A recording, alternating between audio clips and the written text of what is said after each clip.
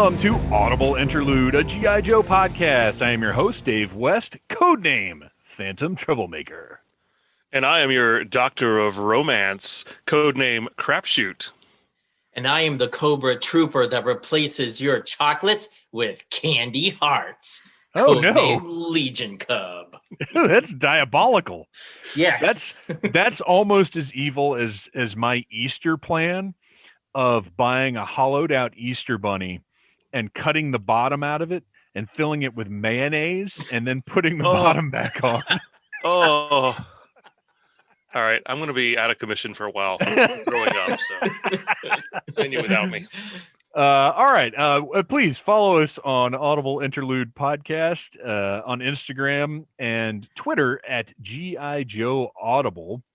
And we've got a few things to cover before we get down to business this week. First of all, we want to talk a little bit about Scott Knightlick, also known as Toy Guru, who worked for Mattel for many, many years, who is, quite frankly, a hero of the toy industry, has a new YouTube channel called Spectre Creative. Lots of great inside information, not just about Masters of the Universe Classics and DC Universe Classics, but his thoughts about the toy industry, his experiences, and he takes a look at modern toy lines as well, and has turned his eye to G.I. Joe Classified in an attempt to sort of figure out what's going on with the distribution. And it's all speculative, but it's speculation coming from an expert.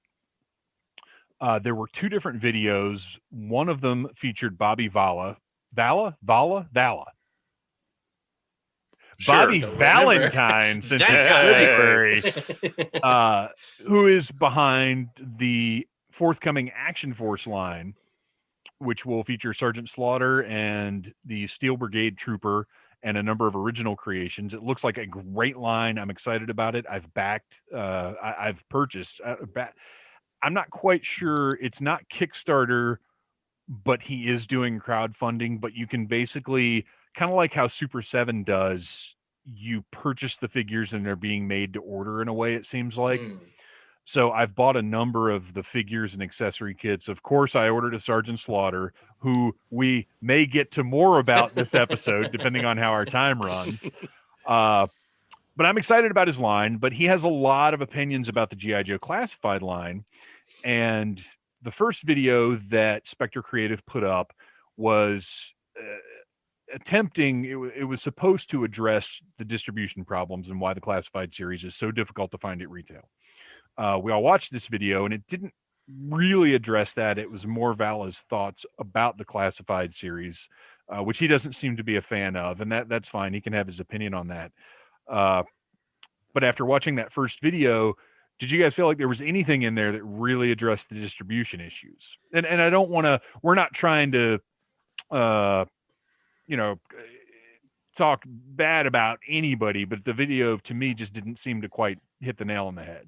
Yeah, I kept waiting for him to talk about it, but he didn't really ever touch upon that aspect of it. So, I mean, he had some things I thought were interesting to say. Like, I actually liked hearing him talk about how he was in charge of designing a 6-inch line, a decade ago, but that never came to fruition.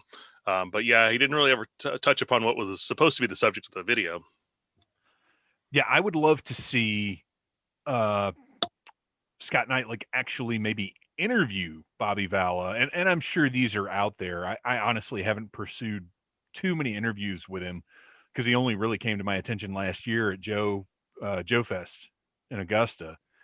But I would be interested in hearing about his Hasbro career and about his work on the, I think, Pursuit of Cobra line was the one that he kind of brought to the forefront that he worked on, and mentioned that the 6-inch line that he was looking to helm would have hewn more closely to Pursuit of Cobra, which would have been very cool. I think that's it's not underrated because people love it. Maybe underrepresented line. And then we got, after response to that video was, ranged from a very reasonable, the video is called Distribution Problems, and you guys don't talk about that, to people getting more and more volatile about it. And now it seems to have been pulled. But then a second video was put up where Knightlick actually using his expertise, speculated about some of the issues that are going on. And I think the most valid point he brought up was that originally this line, and we've talked about this on the show, the Classified series was supposed to launch alongside the Snake Eyes movie and sort of be support or an additional line to a movie line. So in the aisles in Target or Walmart or wherever, there actually would have been about maybe not 4 feet of space, but more space than what it has, because part of it would have been for the movie line, which we've seen some leaks about what that's going to be. And then the Classified series in a single strip of pegs beside it, which is what we see now.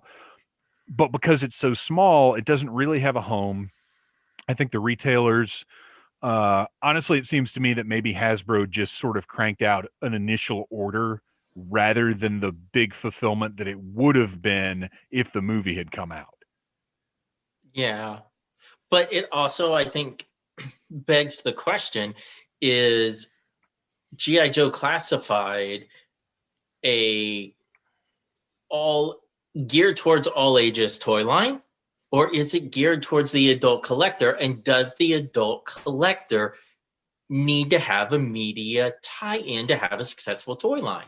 Well, I feel like we've seen from how good those figures are made, if you make a good product that already has some recognition, it's going to sell. Like word of mouth is going to build and people will want it.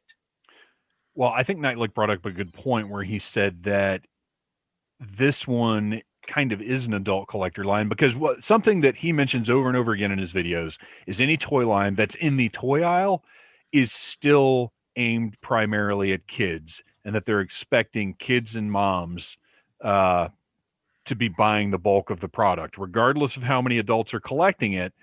All that stuff is still relying on kids to be making most of the purchases.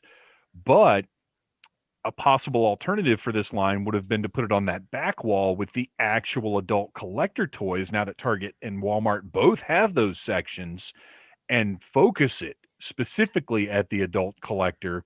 But then I don't think that distribution would have been any better than it is now. But that's where I think Hasbro misses the mark, because even like the McFarlane DC Multiverse figures, you find them on the back wall and you find them in the regular toy aisle, because in reality, how many kids is that line targeted towards? Well, and that's something I wonder about now, is these 6-inch lines that we think of as collector lines, regardless of what anybody says.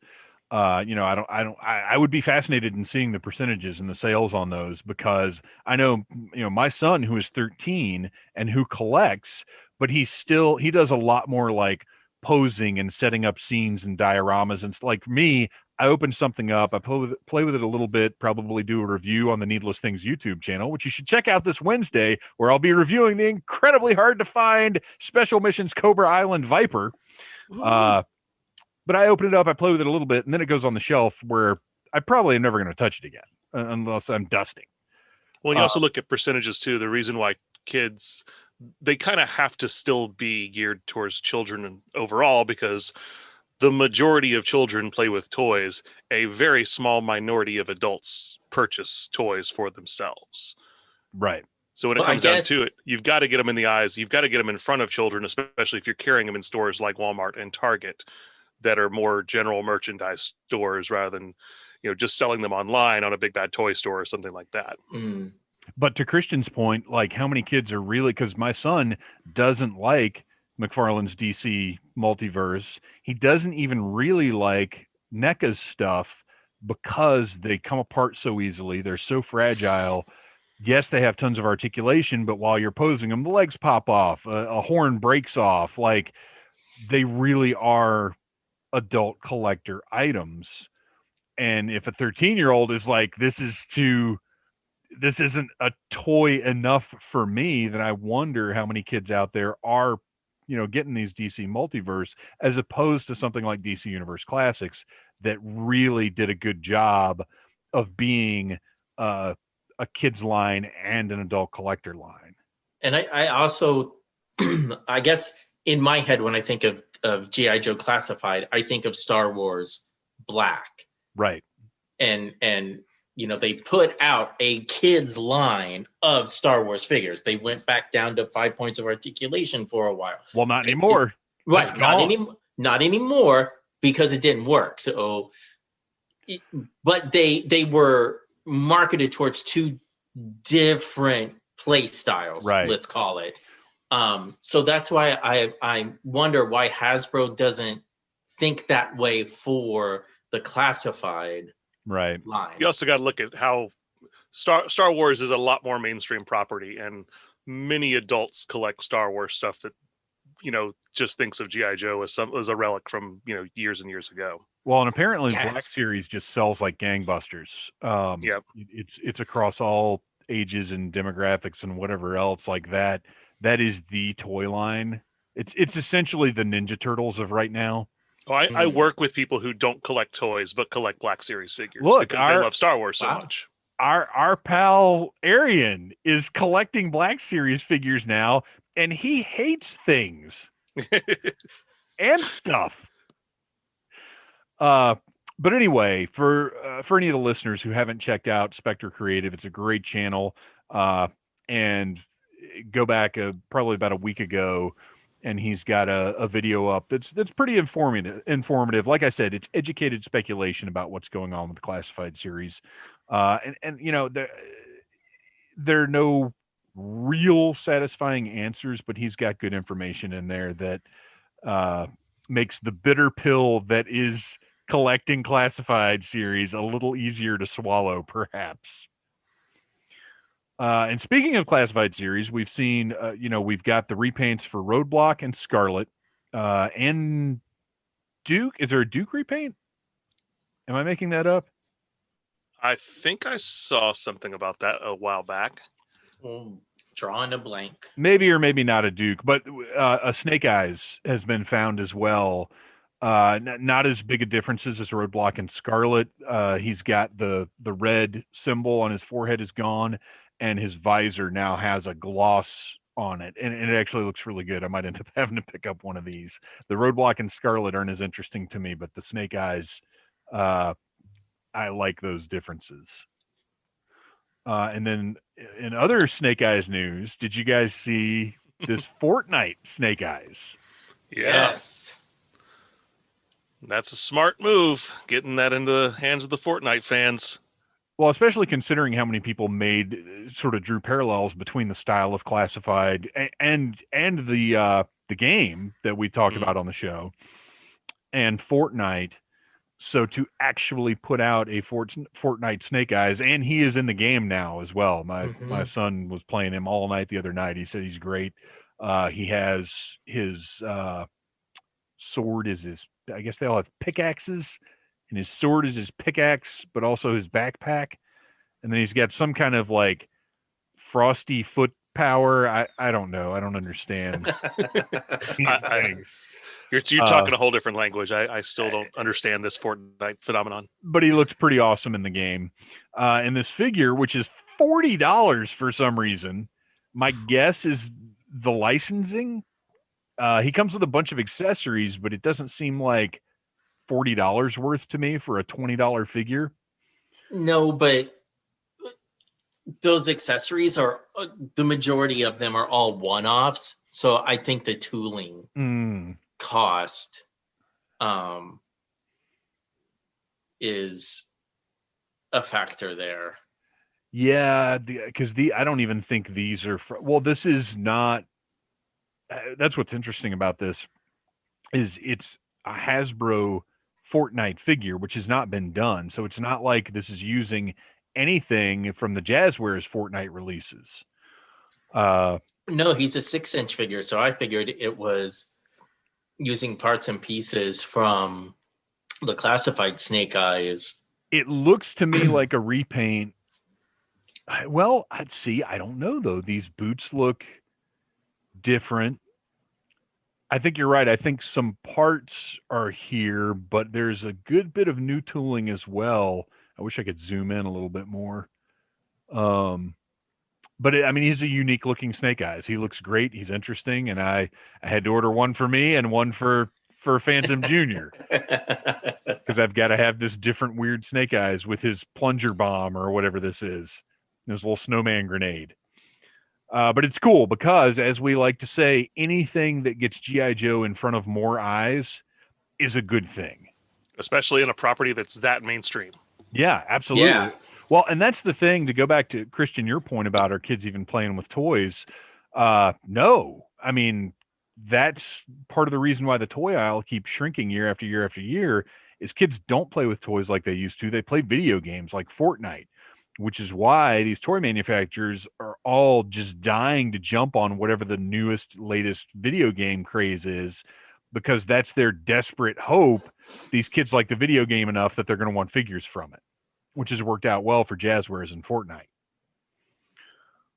So yeah, this is it's cool. I think it's cool. I think it's overpriced, but again, it's just neat that we're getting that crossover, and it can only lead to, you know, more fandom for G.I. Joe. All right, in other toy news, Christian, do you want to run down these new Funko Pops that we're showing? Yeah, so Funko Mania has been going on, and every week, or actually every couple of days, it seems, they're dropping information on new pops. And we finally have a new G.I. Joe wave coming out that features Snake Eyes in his G1 edition, Gogglehead, which I prefer versus Ninja Snake Eyes. And then we get the Baroness, we get Scarlet, and best I can tell from the photos, it's short hair Scarlet version, again, just like the G1 figure versus ponytail Scarlet. And we get Storm Shadow that looks to be based off of his Gen 1, but that head actually kind of looks like that 50th anniversary version with the loose fitting hood as opposed to the tight against the face. Yeah, this is a weird... And I'm just weird picky over that one. Well, what it looks like to me is this retro figure that just came out, because it looks like he's got the long sleeves and the hood. He's got a red sword. Interesting to put him beside the Commando Snake Eyes. And you're right, it does look like it's a short-haired Scarlet. Mm-hmm. A more classic Baroness. And then what is the image I've got is terrible. It's Snake Eyes and Timber. Oh yeah, that's one of the exclusives, which I said I will buy just for the Timber, because that pop Timber is way too adorable. Yeah. For words. So yeah, the little I have bought, because we've got a little pop collection here, because there's some of them you can't resist. You see certain characters in that style, and you're just like a Bloody Stephen King pop. I can't not buy that. Come on. But there have been a few that I've bought just because of the little pop buddies are so cute. They did one of the aliens from Covenant, but it came with the little baby Covenant alien.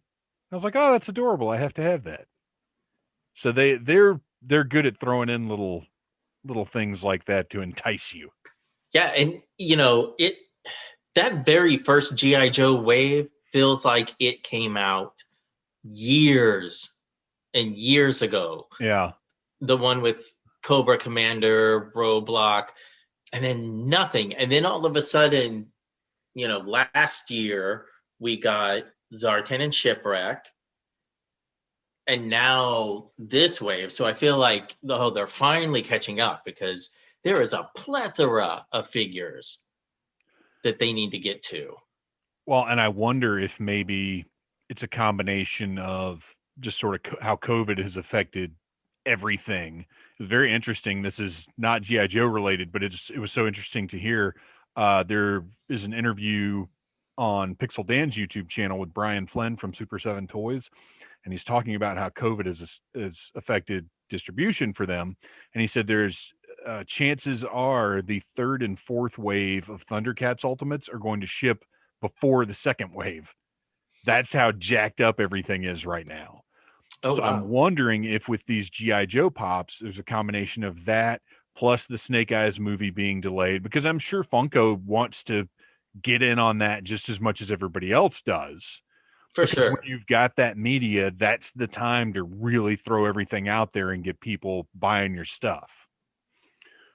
So I wonder if it's a combination of those things, just as it is with everything else. Well, I'm glad they're seeing that there's a market there. Yeah, absolutely. Well, and that's out of everything. You want to talk about a universal collectible. I mean, that's Pops or something that, is there a home in America doesn't have any Pops in it? Noel, you guys. Oh wait, we may have the only pop-free home in America at this point. Right. That's because What? I actually, because I was positive Noel did not have any Pops, and I found, what was it, the Billy Madison bathtub. Yeah. And I was like, I feel like I have to get this for you guys, but I don't think you have any Pops, and I don't want to start you down that road. And he was like, we don't.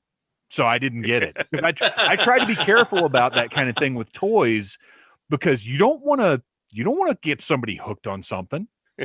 I always try and make sure before I buy a toy for someone that they're already in it. Well, to be fair, if we were to get it, it wouldn't get us hooked, because neither one of us are fans of Pops. we're not a fan of the aesthetic. You say that. You say that now, because I've started the same way. But they're like potato chips. If they ever do a remake of The Stuff, they need to replace The Stuff with Pops. So every household has Pops, and then they all just meld into this giant plastic monstrosity that eats the world. That's what's going to happen. That's what's going on with Funko. All right. So I already put over the YouTube channel, Needless Things YouTube channel. Lots of G.I. Joe reviews up there, lots of other toy reviews. But this Wednesday, I will be reviewing the Viper from the Classified series. Finally got one, thanks to a friend of the show, Steve. And last thing I wanted to talk about in the intro before we move on, I have, and Noel, you're probably going to be able to help me out with this, maybe. So I had an Airborne figure that came with that big giant G.I. Joe haul that fell into my lap. Mm-hmm. And when I was changing out the rubber band, his crotch broke. Oh. And I seem to remember reading somewhere, as I was looking more into vintage Joes, because I've only recently really started collecting them, that run had tighter, the space between the front crotch piece and the butt piece is narrower than it is in any other series. That night, was it 84? 83. 83? Yep. Okay, so that would be the second series. That the 83 Joes, for whatever reason, and if listeners, if you want to hit us up on Twitter, at G.I. Joe Audible, please do if you've got information about this. But I seem to remember reading somewhere that the second series of Joes have very narrow spaces there, and you've got to be really careful switching the rubber bands out, because exactly what happened to me with this Airborne can happen. So his front crotch piece snapped off, but I've got everything else except for I didn't have his rifle. So on my list of needs, I had Airborne, crotch piece, and rifle. Well, I finally got to the point, because he's one of my favorite early figures. Finally got to the point where I was just like, you know what, I've got to make this happen, because you don't find on eBay, because we're not going to conventions right now, you don't find like just crotch pieces in good shape or whatever. So I'll just buy a whole new Airborne, and I'll piecemeal it. Like, the parts on mine look great. Like, it's in fantastic condition except for that broken piece. So I was like, I'll just buy a whole new Airborne and Frankenstein together a great looking Airborne figure. Well, I got the new one, and he's got some scuffs on him. The insignia on his left shoulder is a little rubbed off. His pistol on his right thigh is a little rubbed off.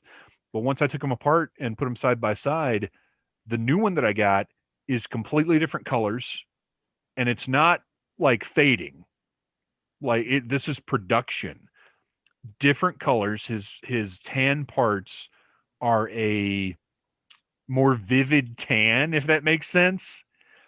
So I couldn't put this crotch piece with the old legs like I wanted to, because this new one's got a loosey-goosey right knee. But I can't mix them up because the tans don't match. And then when I started getting down to it, the chest on the new one, I took I've got a bag of screws, and I got them all together, put the chest together, started screwing it in, and the screws stopped, but the chest was not pushed together. It had space at the top of the shoulder and all the way around. You know how, like, when you haven't tightened it all the way, there's still a little space. So I was like, what the heck is this?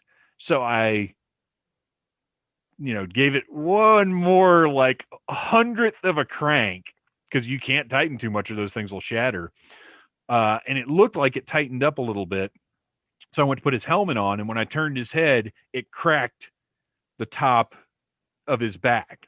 So I was like, well, darn it. So I was like, well, I can get away with switching the chests because there are no colors there that have to match the arms and the legs. Like, there's a little bit here, but it's fine. Doesn't matter. So I put the other chest on, and same problem, but not quite as much. So I look at my bag of screws, and I have one screw that is very slightly shorter. Like, I'm sitting there looking at the screws trying to find one, because some of them have flat heads, some of them are they taper down, and I have one screw that's just a little bit shorter. Put it in and screw it all the way in, and it's tight. So the older chest, or the chest on my original figure, is the screw does not go in as deep as the one on the other figure. And I've used these same screws on every other Joe that I've refurbished. Never run into this. So this is weird. Then I look at the backpacks. The backpacks are also different colors of tan. And one of them, and I bet you guys remember, Airborne's backpack has a cross inside on the back. Like, there's the peg, and then there's like a molding pattern that's a big plus sign. Well, one of them does not have that. It's just flat on the inside. Yeah, they did a lot of variations on backpacks. Like, I know there's a Crimson Guard backpack that's hollow, and then one that's more solid, and they did that sometimes in later runs to cut costs. It also, I think there was an accessory backpack for Airborne that was, but I think it was a different color. I think for that one there was one that was almost the same color though. Oh, like, really? Okay. If I'm not mistaken, I have to look that one up. But there was I think there was a mail-in too of Airborne. That has, I know it has some slightly different. It was a Hasbro Direct. Okay, yeah, it has a glossy red. Oh, interesting. Yeah. So there's two different chevrons on the sleeve. Some of them are thicker, some of them are thinner.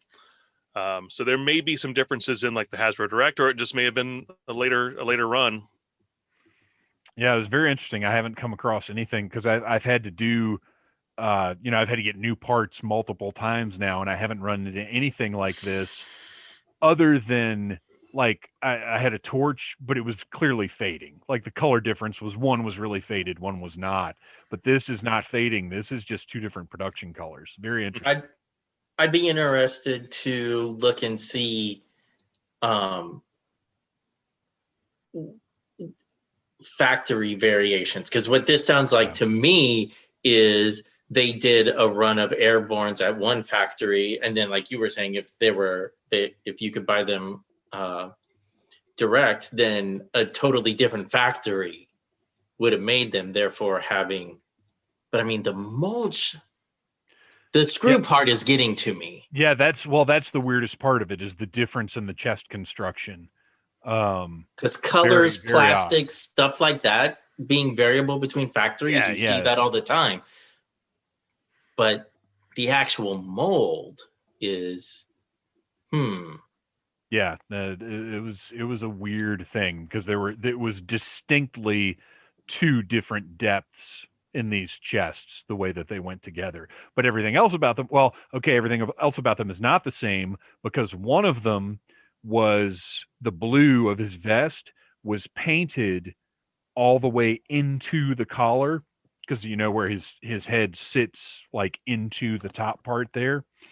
It was blue all the way down, but on one of them, the blue just went up here and then stopped. It didn't go into the mold at all. So they are painted differently as well. They're the same colors, very, very slightly different, but, like, same color pattern. but the paint application is different. Interesting. Yeah, I just thought it was worth bringing up. Something variation. Most variations you see are like you said, just minor, like maybe different factories, very slightly different colors. But this is a very different figure. Not different like the Lifeline I got different, but still. So if you didn't use the screw, if you had those two chest pieces, the one that had cracked on you, mm-hmm. and you held them together, would the different head have still fit perfectly in there? Because you were saying when you screwed it, like there was this gap. That's an interesting question. Are the neck sizes the same? I did not check that. I'll have to go back. Well, but because either way, the chest should go to. I don't know. I'll have to take a look at the heads and see if they're the same or not. We'll follow up on that next month for more exciting vintage talk. Yeah, stay tuned. All right, you guys got anything else for the intro, or is it time to move on? I'm feeling very romantic this month, so we should move on. Ooh, all right.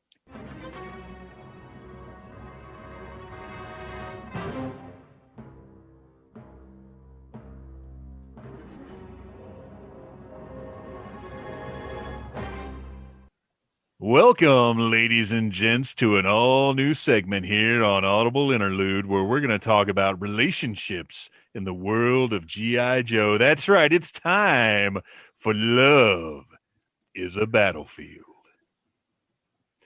So you guys, it's February. Love is in the air. Romance is in the air. And G.I. Joe, despite being a property aimed squarely at children, was chock full of tension and relationships and hotness and feelings. Many of us learned about love, relationships, and romance in the pages of Larry Hama's comic books and on the small screen, the cells of G.I. Joe, a Real American Hero cartoon. We're going to talk about some of the relationships that were portrayed in G.I. Joe. And where do you want to? I've been running my mouth all night long. Noel, why don't you start us off with a relationship pick for us to examine? What's the hot goss? Well, I was looking at it and looking at all the different relationships that have been established throughout the years, and really, there's two that are kind of universally accepted through just about all media. So, of course, I think number one is going to be Baroness and Destro, because they are, with a couple of exceptions, they're almost always linked together romantically in G.I. Joe fiction. And it's interesting because, he is, of course, this grand arms dealer who is, you got this steel cold heart, but as we've talked about in the Silent Interlude issue, like, he loves that woman. He would do anything for her. And of course, she is also a cold, calculating heiress from somewhere in Eastern Europe who is, part of this global domination plot. But hey, once again, she loves her Destro. And they, both in the cartoons and the comics, and then in most other later incarnations, with one very large exception in the live action movies, they're romantically linked in some way. Well, even in the live action movie, it was there, but it was this weird Destro being obsessed with her to the point of mind control. Yeah, that was icky. Yeah, one of the things I did not care for about that particular interpretation. But yes, Destro and Baroness's love is strong and at times treacherous. But yes. I do think it's one of the most consistently portrayed relationships in G.I. Joe. He did kick her aside for Zorana briefly in the DIC series, but well, he also straight up dropped her down a trapdoor bed in the cartoon. Yes. Which is pretty awesome.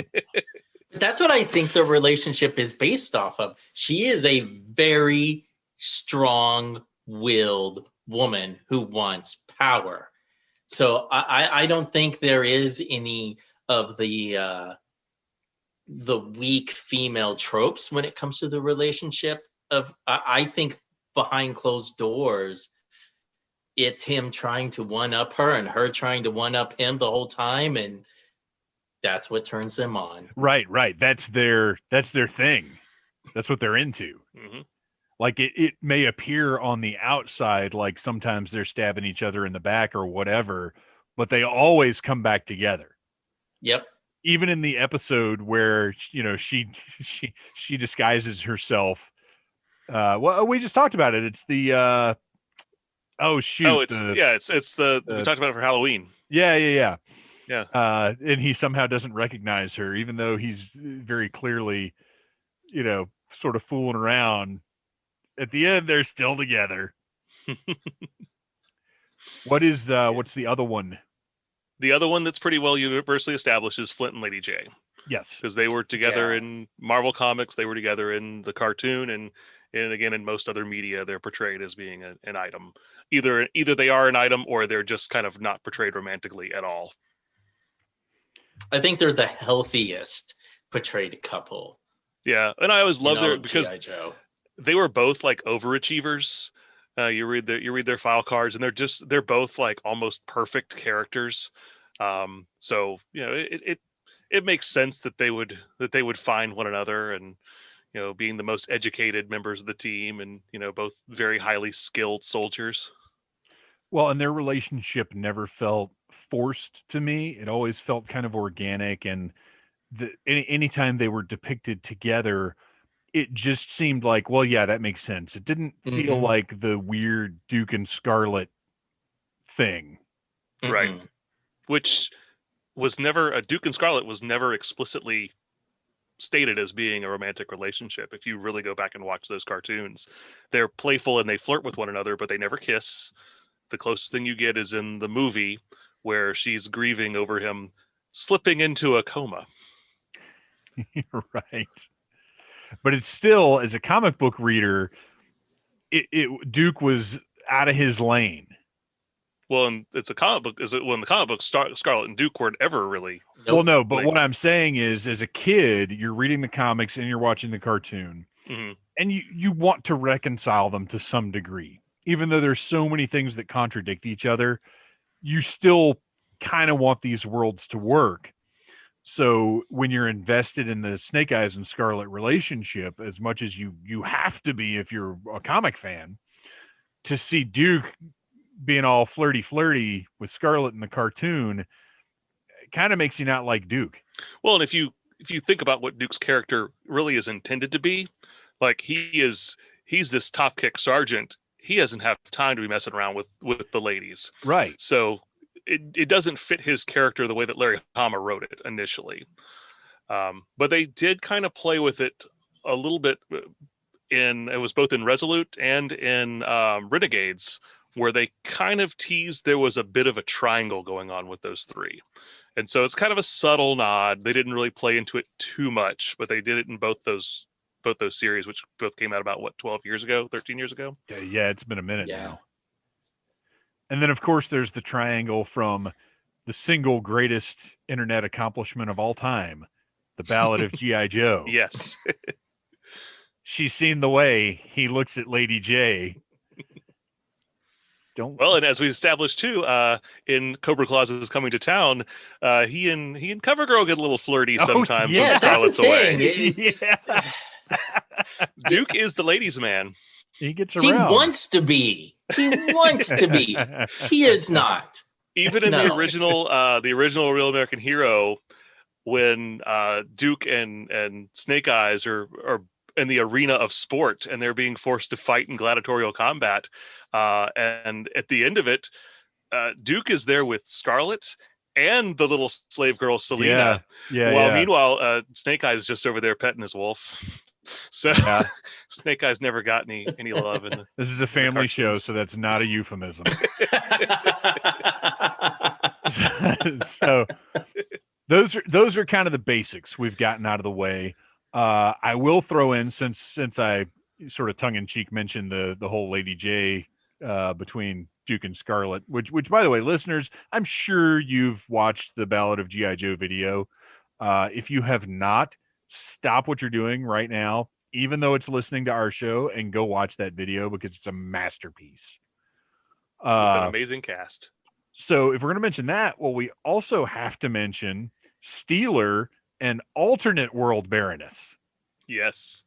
One of the like legit most touching relationships of G.I. Joe.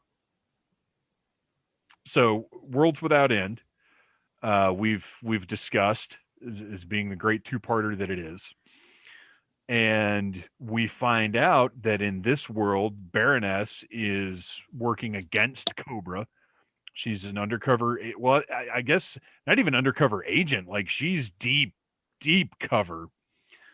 And she was involved with that world's Steeler, who is dead.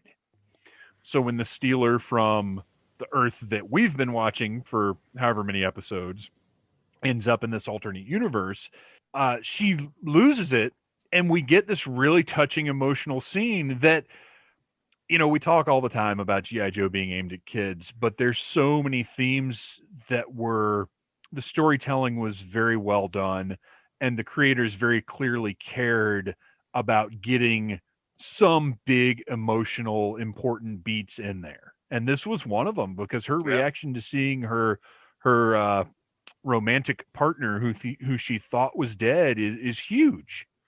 That also, another two-parter that we've talked about extensively on this was There's No Place Like Springfield, where Shipwreck is brought back together with Mara, the mermaid girl, who he had met in the past, and now coming to realize that she doesn't really exist in this world that he's been believing, that she's not really his wife. She's a synthoid who is there to, to extract information and possibly kill him. But having gone back and rewatched that episode, knowing that we were doing this Valentine's Day thing, there are parts of classic Shipwreck of there's a scene of him and Mara, right, in the surf, and she goes to like jump on him and hug him, and he's like, come on, Mara, like, he is playfully pushing her away. And then I think he has this epiphany of, oh, she can't be turned back into an actual human. I can have all the fun I want with her. And she's going to stay here. And then I can go back to every other woman that I have in every other port and however many parrots. So every other woman he's been harassing throughout the history of the show. Yes. So I appreciated that completely, because we're like, that is Shipwreck. He's not going to sit there and pine for some woman. He's going to let her think it for sure. But come on, baby. Hail to the king. It's just pillow talk, baby. Which is funny because Bruce Campbell was my Shipwreck in my live action G.I. Joe. 25 absolutely. years ago. Yeah, that would have been fantastic. All right. What else have we got here? Okay, there is I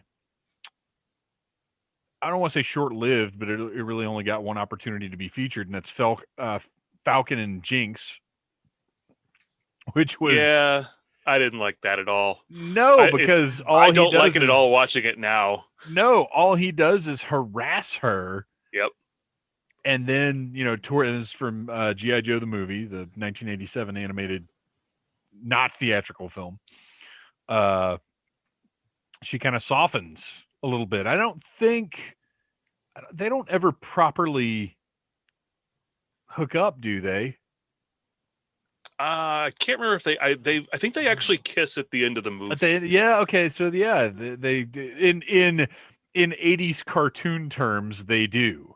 Yeah, but yeah, it's very uncomfortable to go back and watch that now, because he is creeping up behind her while she is, working on as a mechanic, and just it's really uncomfortable. Well, everything about Falcon is awful. Yeah, he's one of the worst G.I. Joe characters of all time. And it stinks because his figure was so cool. Yeah, and he didn't have to be. He was really underutilized in the comic, just because at that point in time they had so many characters they had to introduce. Yeah. And I think that Larry could have written him better if he had a little bit more time to work with him. But yeah, he's awful in the cartoon, and it made me hate the character so much. Yeah. Even as a kid, when I wasn't really buying into how creepy he was acting towards her, but he's just he's a whiny character. He's worthless. He's a They tried to do the thing, the hot Rod Rodimus Prime with him to make him like the new, the young hot headed kid who learns his lesson, and it's the Luke Skywalker story for the 1,000th time, but it just didn't work for me. No, I agree. I'm on the same page. I just didn't like the character. Let's see. What else have you guys got? Well, so I have again, I think a one-sided love story, but Lifeline and millionaire heiress Bree. Oh yeah, where she is so into him and showering him with gifts. I mean, Tiffany makes a gold-plated Swiss Army knife. Who knew? And the fact that they even said in the cartoon, this box in Tiffany blue came for you. As a kid, did any of us know what Tiffany blue was? No. No. I still don't. And I have to say that after, again, rewatching the episode to refresh my memory, Lifeline is not a jerk in the way that Falcon is, but Lifeline does not come across good in this episode because she is dropping every hint. Ignore the fact that she's sending him pink ambulances or Corvette ambulances, whatever it was. Every time she does something great for him, he's like, yeah, but do you know that those soldiers that put their line out there are the ones who are the true heroes? Which is a good message, but they have him lay the preaching on so thick during the episode.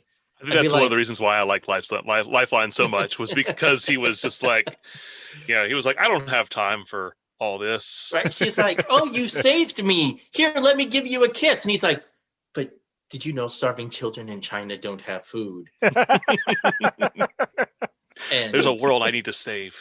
Hang on. I need to turn on some Sarah McLachlan music while I lecture you some more. Just like, oh. Meanwhile, Mutt's crying in the background. Just. Oh. One of my favorites.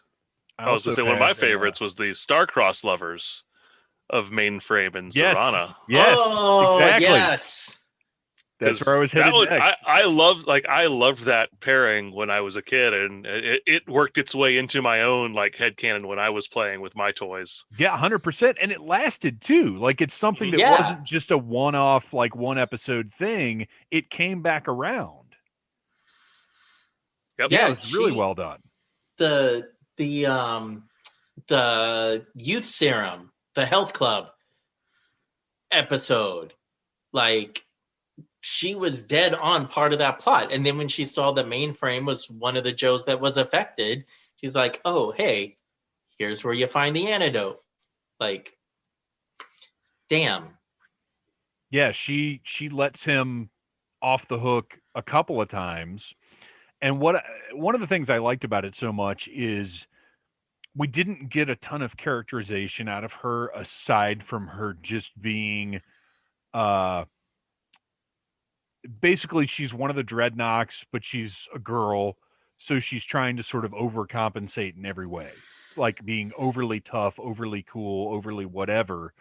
It's kind of the little sister feel, which is great, but we didn't get much more than that, and we got to see a more human side when in her dealings with Mainframe that made the character a whole lot more interesting than just sort of the bratty little sister. Mm-hmm. And again, it was an instance of these creators working more than they really had to into these cartoons. And you could tell too, because there were very few female characters who had figures to sell. I'll say on these shows. So the ones that they used quite a bit, and she kind of replaced the Baroness as the character that you saw putting on a mask and a wig and infiltrating G.I. Joe a lot. So she probably got a lot more characterization than was originally intended when her figure came out. So it was really nice to see that they were able to not just, have her be just a one-dimensional character like they could have done with just a shouting with the female villain. Dreadnought. Yeah. Well, I've got one more. Oh. If you guys don't have anything else. Yeah, so there's a few others that were brief that weren't quite as memorable as those. Well, this is the most volatile, abusive, probably troubling relationship. One that there was a deep, deep love, but it was at times hard to watch. Mutt and Junkyard? Alpine and Bazooka. That was going to be mine. These guys love each other.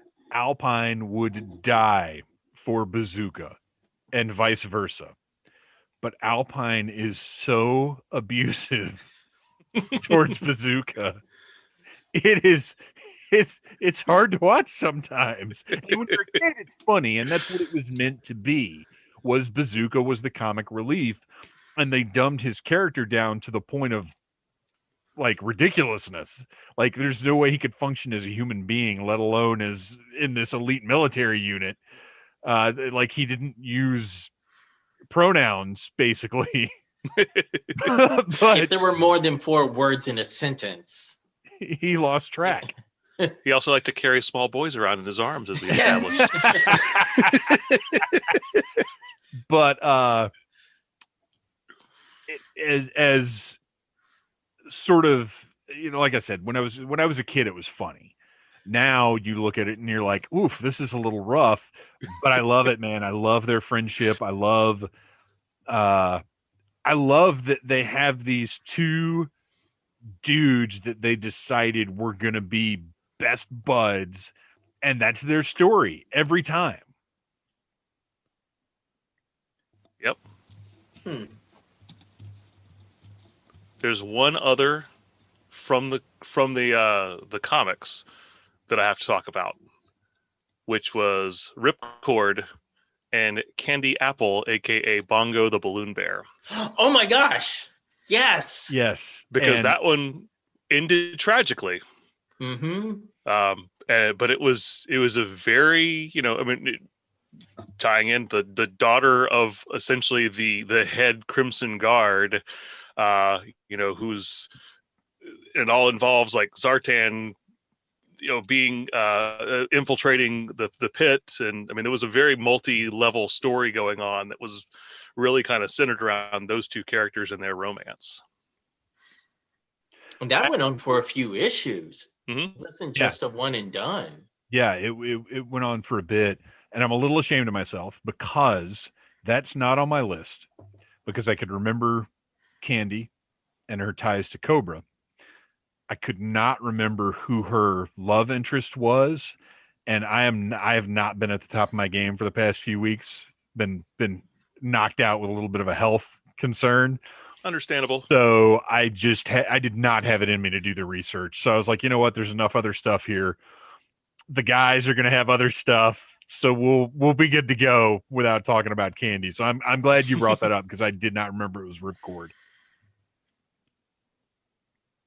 And it was another one. It's another instance where it's so hard to believe that Larry Hama did not plan it all. Yeah, he just wrote issue by issue, because everything comes together so well. But I guess that's what made those stories so organic, is they were just spinning out of him as time went on. Especially those early stories when he had way more room to play before there were just too many characters. Yeah. When he was having to invent characters just for the comics because he needed to flesh out this story. Yeah. Boy, that was a great problem to have going into, having to come up with characterizations for 40 to 50 new characters every single year, as he was tasked to do.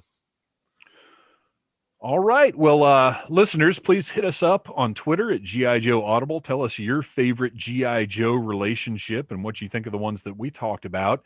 And I think it's time to move on to the next segment.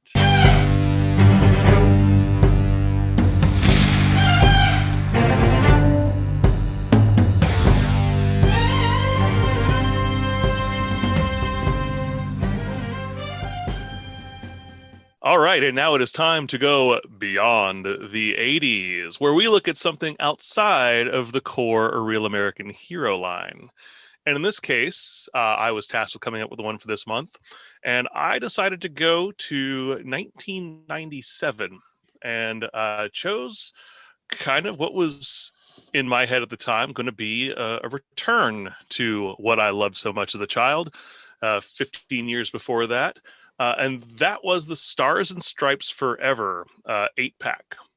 So if you're not familiar with this was it was at least initially teased as some of the original GI Joe toys that were going to come back to us, and from the initial, you got to think back to 1997. It was not quite what it was. You didn't have a million resources out there, news sites left and right.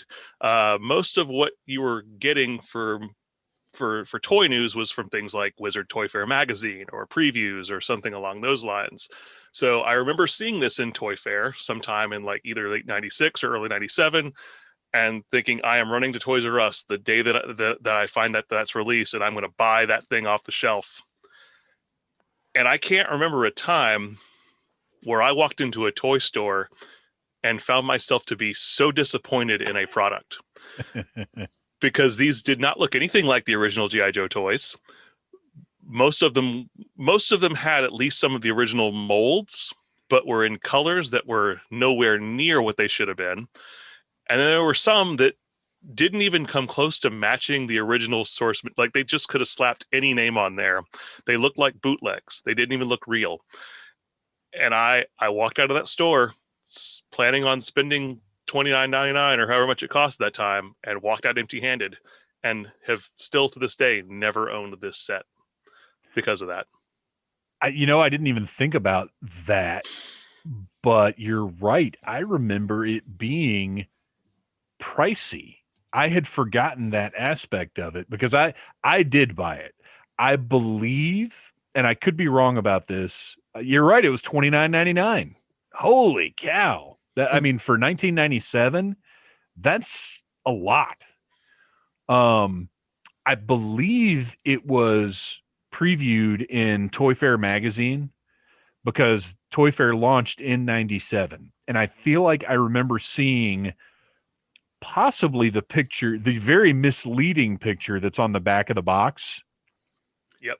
Which we are fortunate to still have Yojo as a resource as of now, or at least for this item.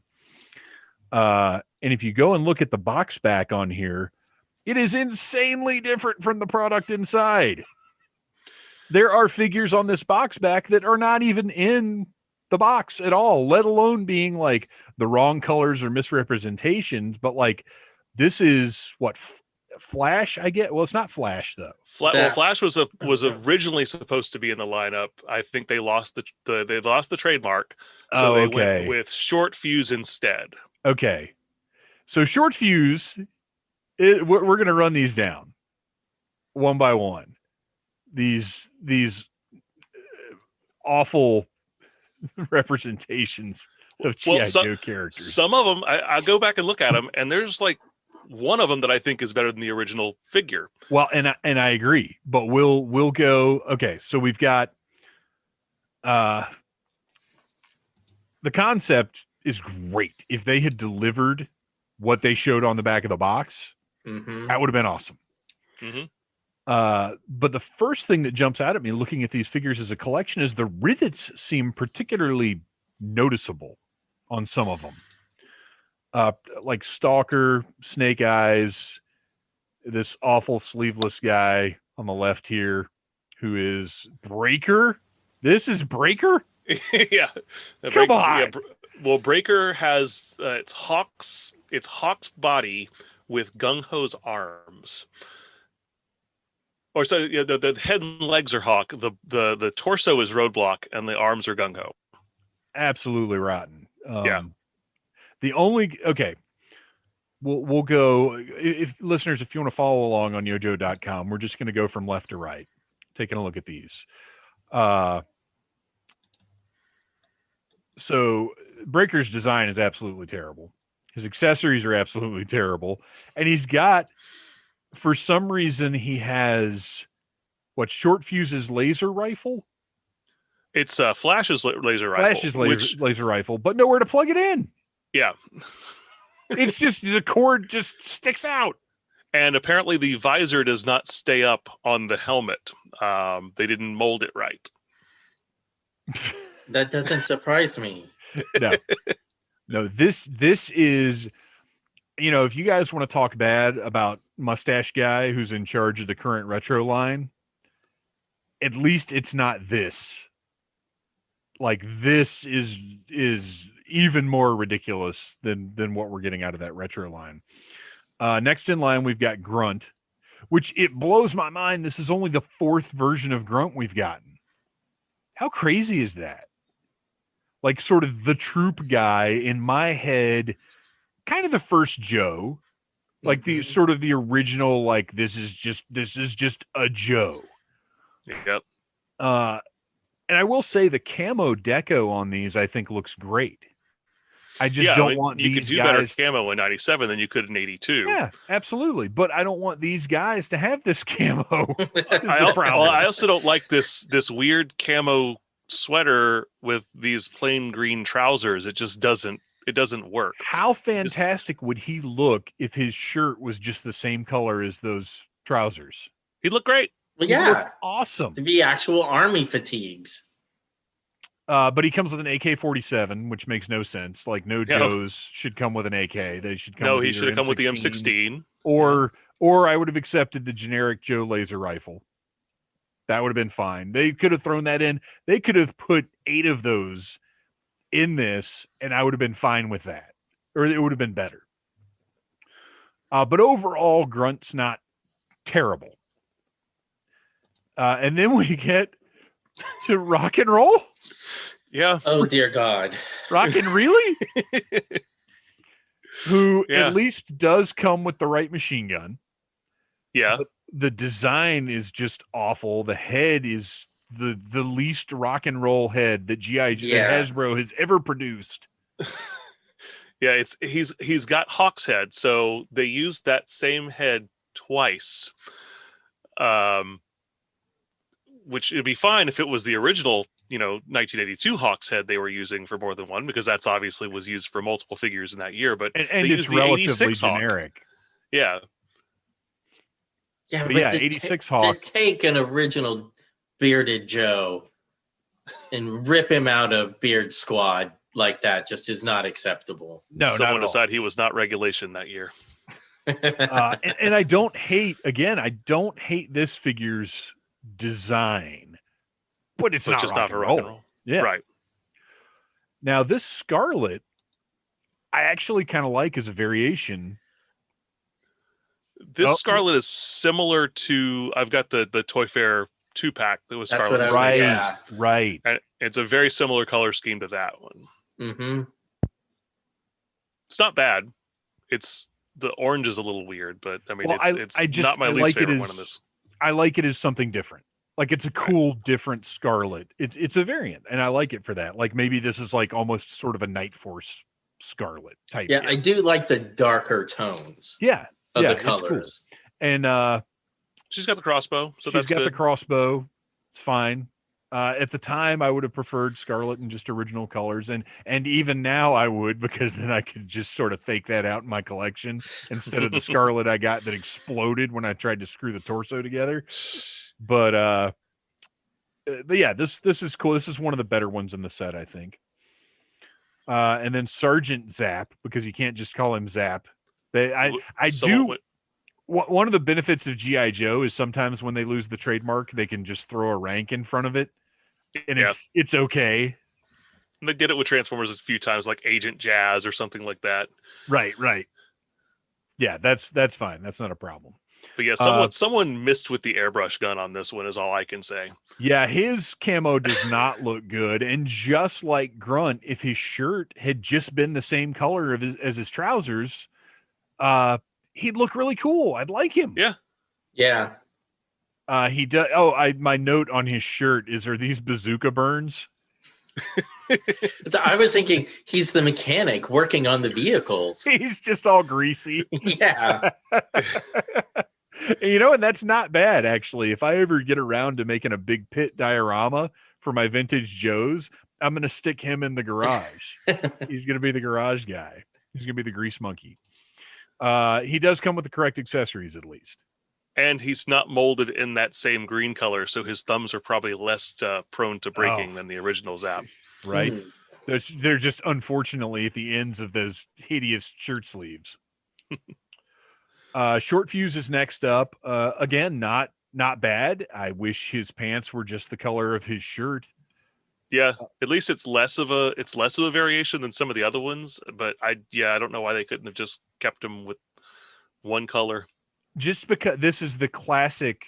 They knew they could do it, but they didn't stop to think, should they? Should they? Yes. But this is weird because he comes with the mortar and the bazooka. Yeah, and the same backpack that Zap came with. Yeah. So it's interesting. He has a lot of accessories, and for some reason he's a redhead. Yeah, well, you throw your gingers in there where you can. Yeah. Snake Eyes, aside from the rivets, is pretty much perfect. He's basically just a better painted version of the original Snake Eyes. Yeah, Snake Eyes is one of the two in this set that I like probably better than the original version, just because he's not just one color. He does have some detailing with those gray pockets and the visor. Nice little silver belt buckle. Like he looks good. Yeah. I like this Snake Eyes. He's cool. And then I also really like Stalker. Stalker is my favorite of this set. His camo pattern, because I love the original Stalker, because he had a beret, but also because he had this amazing camo. But that camo looks, pales in comparison to the camo deco on this one. Yeah, this is a great looking figure. I really like it. This is the way I always imagined Stalker to look in my head. Well, this is basically how he looked in the comics. Mm-hmm. Yep. Yeah, he had the more detailed camo. Like this figure looks really great. And he got a backpack, which he didn't have in the original figure. Yeah, he only had. I was surprised going through the vintage Joes when I went to look it up. I was like, this Stalker came with a gun. That's it. Yeah. Which they made it up, with that other release where he came with a freaking kayak and a pile of other stuff. So there's that at least, which I like that Stalker. But one of these days we'll do a America's Elite on Stalker, and that'll be a whole episode. Yeah. So the box itself, like we said, the back is completely insane. The figures look nothing like this. Breaker doesn't have a helmet. The landscape is all nice and painted. Flash, or I guess that's Short Fuse, but not in the set. The correct rock and roll is on the box, which makes you wonder. Not really. Well, okay. They gave him the camo pants. A better rock and roll than this. Yeah. One. Which does make me now think, that's where the idea for the 25th anniversary came from. Because when his first release had the camo pants, and we were like, that's not what his first figure looked like. But it's funny how we keep track of this stuff, but somehow the companies that make them don't. Yeah. Like, that's such a bizarre thing to me. Like, when it's like the what was it, the Target exclusive, the 12-inch figures, what the heck, Hall of Fame? Oh yeah, Hall of Fame. Mm-hmm. How those were based on the later looks for some reason, rather than going back to the original G.I. Joe looks that I think would have sold like crazy. Like, who makes these decisions, Hasbro? Weird stuff. And also the bizarre. Same people that paint 56 stars. Yes. Or, I'm sorry, mold 56 stars 56 on an American flag. No, sculpted 56 stars, Yeah, but painted 50 of them to try and cover up the error. And And it's This not is why symmetrical our at all. generation can't find Idaho on a map. To be fair, it probably was not molded in the United States. I don't know. Right. They had less concern about the number of stars on the American flag, and I've still got that flag and the little tassel too. I've got every part of this set. Well, probably the still. best part of this set is the base. Yes, Mhm. absolutely. It's very, very cool. It's got foot pegs, so you can actually do a lot of posing with the flag, like try and recreate the back of the box. You could even put the actual correct figures in this thing if you wanted to. Yeah. But the weirdest thing is there's a Kenner logo on the box. Yep. And that was right when Hasbro was taking some of their older lines, because when Transformers launched Beast Wars, it was under the Kenner banner. So Hasbro wanted Kenner to kind of be their nostalgia line, because they had Star Wars coming out around this time. They had Transformers relaunching with Beast Wars. They were doing G.I. Joe again. And they wanted, for some reason, they decided that Kenner was going to be their go-to brand for nostalgia properties, and Hasbro was going to be new product. Which obviously they absorbed the Kenner name and just completely debranded that by I think it was by like 98. It was they're using it again now though, because it's on the Star Wars Vintage Collection stuff, which is cool. So on eBay, this set mint in box goes from $80 to $140. Those were the most recent sold prices that I saw. The main figures like Scarlet, Snake Eyes, and Stalker sell for up to $40, and then the other figures go for around $15. So this is not still like way too much. It's not it's not some hunk of garbage that people don't care about, because I was actually considering, the reason I went and looked at it, I was like, you know what? Just because this is such a weird piece of G.I. Joe history, and because I did go to the store, I did buy it because it was G.I. Joe, I wouldn't mind having one mint in box. I figured I'd be able to pick it up for probably $30 because I figured nobody would want it.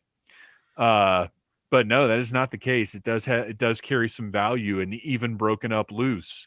Well, and I think part of that too is because it comes with accessories that are indistinguishable from the original ones. Yeah, the helmets and the visors. Well, and specifically, it's Rocket Roll's tripod, or his bipod for the machine gun. Yeah, his bipod for the machine gun. Because that piece alone can go for $15 or $20. Yeah. So yeah, I'm sure that's part of it. Let me see if I've got any more notes here. No, okay. Here's the last thought that I had.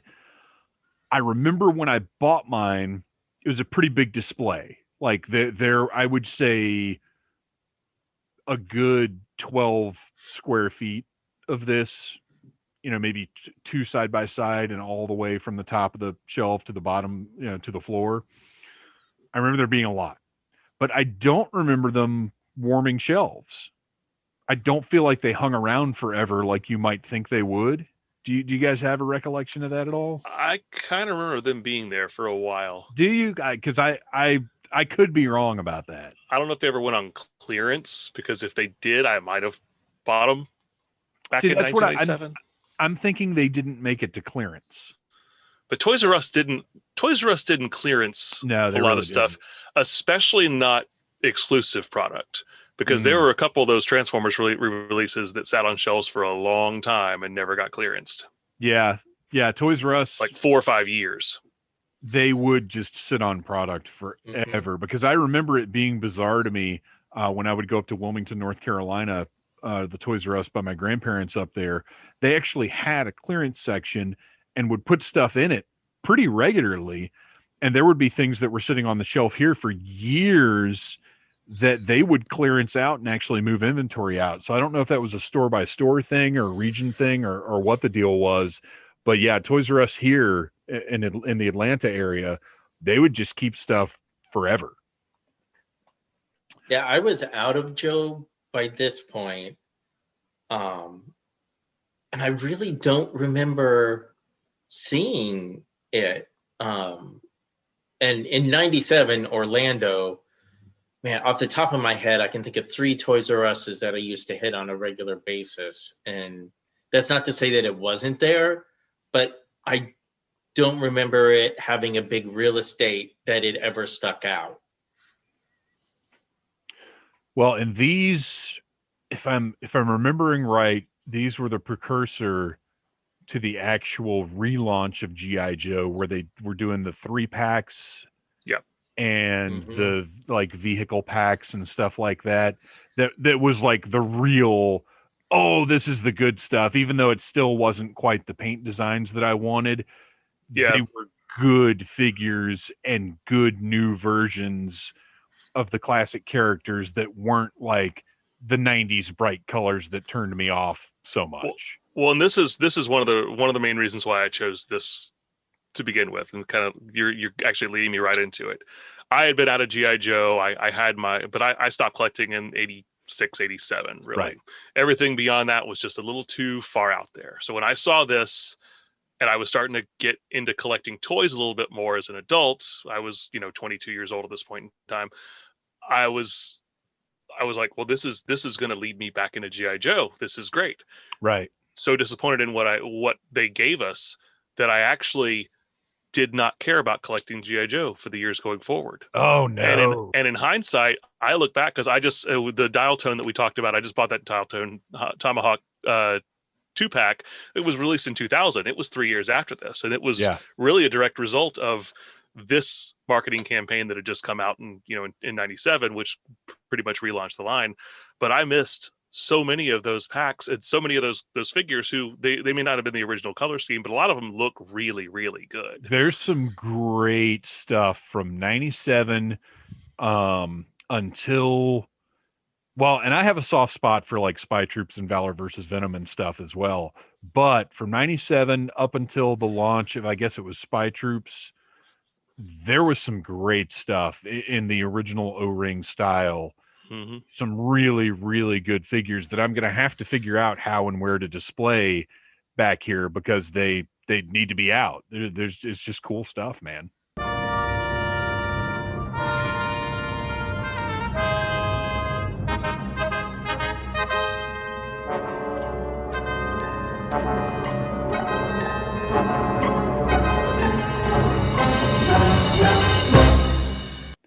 Welcome to Knowing is Half the Babble, where we each get a little bit of time to talk about anything that we want to talk about.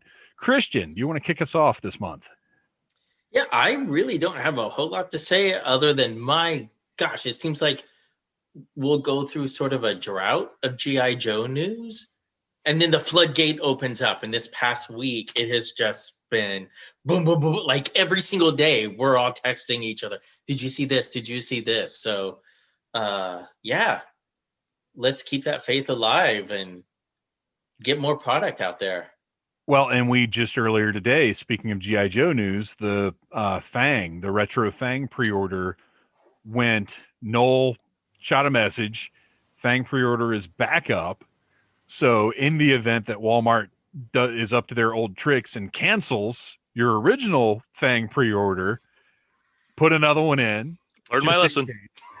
Worst case scenario, you end up with a Fang or two extra. Which I didn't do. I have had better luck than most thus far with my Walmart pre-orders. So I'm going to hang in there and hope that I get my original 2 Fangs. February 16th. That's our supposed. That's what they're saying. Knock on wood. So we'll see how that goes.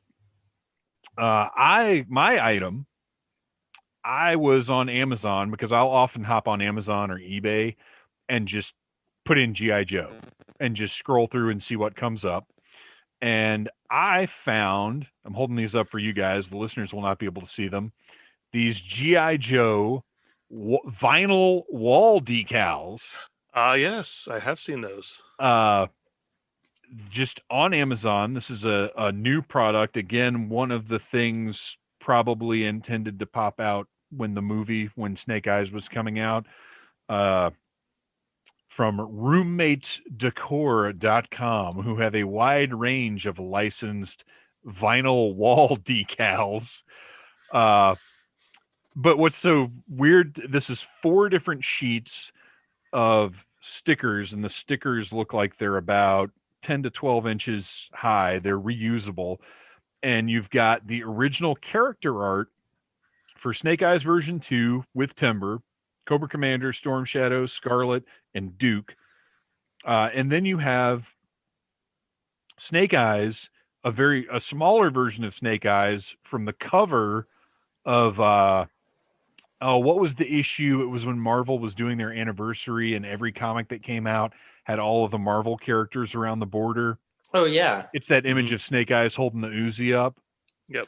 It has that, and then it has completely random vehicle logos. It's got the Sky Striker emblem, the Snowcat emblem, the Polar Battle Bear. Polar Battle Bear. Thank you. I couldn't get Battle Bear out. Just a really weird assortment of vehicle logos, and then a Cobra sigil, a G.I. Joe logo. Just lots of weirdly random stuff thrown on here. There's a Rattler, but like no other vehicles. It's just a bizarre assortment. It was way overpriced. I paid $17 for it. Wow.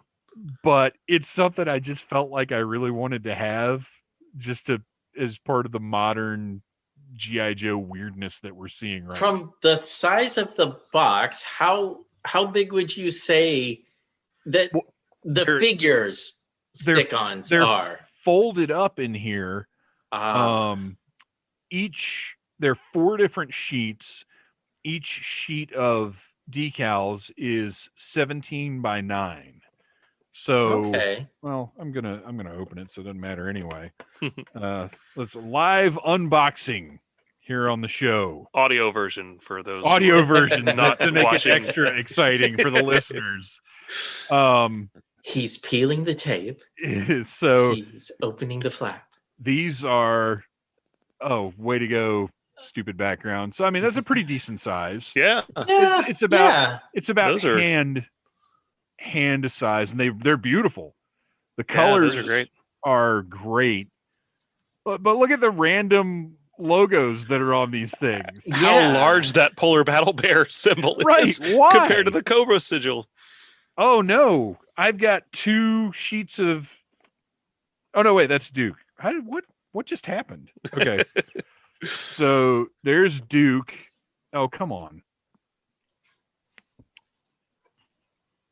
With the Snowcat. Wait, there's a little comic panel right there. Yeah, and the Audible Interlude. Yet another Snake Eyes. Can't have enough Snake Eyes. Silent interlude. Sorry. Close enough. Yeah, right. Then, oh man, that's on the floor now. I've got Scarlet, the Dreadnoks logo, the Rattler, then little Scarlet and Snake Eyes star going on there. Boy, these smell wonderful. Oh, fresh vinyl out of the vinyl. Pack. Yeah. And then finally we've got Storm Shadow and Cobra Commander on the same sheet. Cobra the enemy. Oh my gosh, that's like so that says Dreadnoks the enemy. Yeah. But weird. Still, there's like almost every sheet I feel like has had a Cobra enemy tag. Yeah, they did. You know what? I got to respect them for throwing them in there to fill up space. And then we've got a cool little star with Snake Eyes and Storm Shadow, not fighting but teamed up. It looks like only Storm Shadow is blue. And I can't. There we go. Little blue Storm Shadow there for you. So this is, like I said, this is just a weird, neat item that I found, and an order that was maybe a little late at night. Maybe I was a little, out of it. It's amazing how much more money you spend on eBay and Amazon after a couple of cocktails. Oh, right. Or at 2 a.m. Yeah. Or both. Yeah. All right, Noel, what you got? So in talking about our last segment, it reminded me of Toy Fair magazine and how, I was trying to remember how long it had been since Toy Fair and Wizard in general stopped being published, and it was about 10 years to the day. It was January of 2011 that we last saw Toy Fair magazine, and I was like, because at one point in time I had every issue of Toy Fair ever released. So did I. And you probably lost yours to tragedy. I lost mine to a different tragedy, which was I decided some time ago. I only have 1,100 square feet in my house. I have to start getting rid of some things. So I went through and I was reading my old toy fairs, and when I was done, I was like, I'm just going to get rid of them. Did that with a few other publications as well that I had boxes and boxes of. And they say it's good to clean out. Marie Kondo will tell you to clean stuff out every once in a while. She lies. Hoard your stuff forever. Never I did find sell anything. I did find, however, one of the few old issues that I still have was from May of '98, and there's a great if anybody still has that issue, it's got Batman and Robin on the cover from the Kenner collection. And it's got a fantastic interview with Larry Hama in it. Oh, nice. Where he actually breaks down the things that he loved about G.I. Joe and the characters that he hated. So he talked about the characters that were too weird for him. He despised Sergeant Slaughter. He despised the fridge. He never used the fridge. He despised having to use Serpentor. How dare he? But it's great. It's more. A good read. And I think that's one of the reasons why I hung on to that issue in particular, is because it had that interview in there. But yeah, check that out if you get a chance to. Remind me, once everyone is vaccinated and we're through this pandemic and we're back to Dragon Con, because I don't have my individual Toy Fair issues, but I did cling to my Twisted Toy Fair Theater collections. Oh, nice. And I will donate them to your cause. I think I still have some of those because they were in with my comic long boxes. Okay. But it also reminds me too, I think most people everybody knows what Robot Chicken is. Yeah. Nobody knows where Robot Chicken came from. Right. And it was from the pages of Toy Fair magazine, because it was Tom Root and those guys at Matt Sinreich who were working with Seth Green just to basically take Twisted Toy Fair Theater and put it on national television. And it became a huge phenomenon for a few years there. Had its own toy line. Yeah. Which is insane. Like the fact that they went from being a toy parody comic strip to a TV show known by, like, my mom knew what Robot Chicken was. Yeah. And a toy line in Toys R Us. That's amazing. Well, that is a great place to wrap it up, you guys. Thank you for once again sitting down to talk about the thing we all love, G.I. Joe. All of our music is by Andy Samford of electricminnowmusic.com.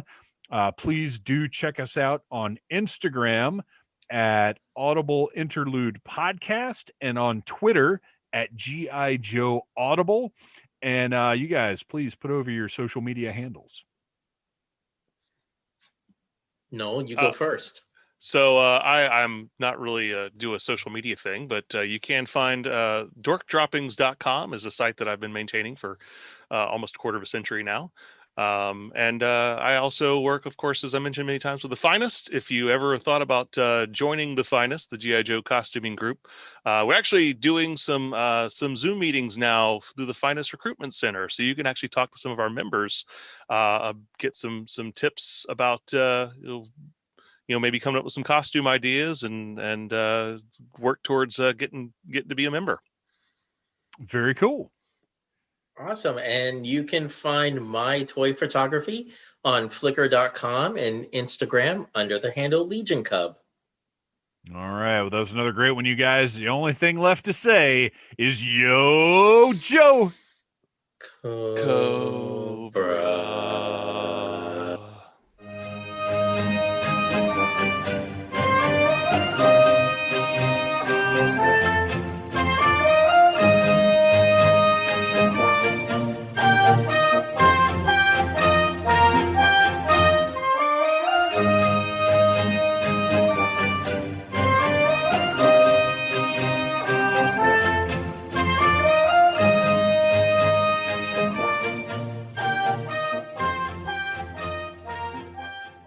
You have been listening to a Needless Things podcast. You can follow Needless Things on Facebook, Twitter, Instagram, and at needlessthingspodcast.com. Love you. Mean it. Uh-huh.